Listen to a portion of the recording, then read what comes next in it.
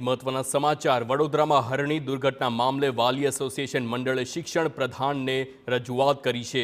Boat દુર્ઘટનાના 20 દિવસ બાદ પણ શાળા સંચાલકો અને વીએમસીના અધિકારીઓ સામે કોઈ કાર્યવાહી નથી કરાઈ, ત્યારે દુર્ઘટનાના જવાબદારો સામે કડક કાર્યવાહી કરવા ગાંધીનગર ખાતે રજૂઆત કરી છે। મહત્વનું છે, હરણી બોટ દુર્ઘટનામાં 12 બાળકો અને 2 શિક્ષિકા સહિત 14 લોકોના ડૂબવાથી મોત નીપજ્યા હતા, જે બાદ બોટ સંચાલકો સહિત જવાબદાર લોકો સામે કાર્યવાહી કરાઈ હતી। ત્યારે હવે વાલી એસોસિએશને સ્કૂલની માન્યતા રદ કરી અને સ્કૂલ માલિક સામે કાર્યવાહી કરવા રજૂઆત કરી છે।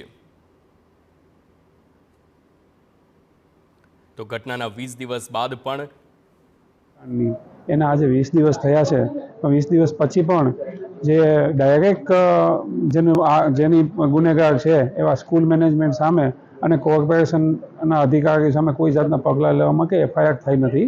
તો એના માટે અમે ત્યાં કમિશનરને, પોલીસ કમિશનરને અને કલેક્ટરશ્રીને આવેદનપત્ર આપેલું હતું અને આના માટે કડકમાં કડક પગલાં લેવાય એવી અમે માંગ હતી, પણ આટલા 20 દિવસ પછી પણ સ્કૂલ ઓથોરિટી અમે કોઈ પગલાં લેવામાં નથી આવ્યા। જે વડોદરામાં દુર્ઘટના બની છે એની રજૂઆત કરવા માટે અમે અત્યારે અહીંયા વિધાનસભા આવ્યા હતા।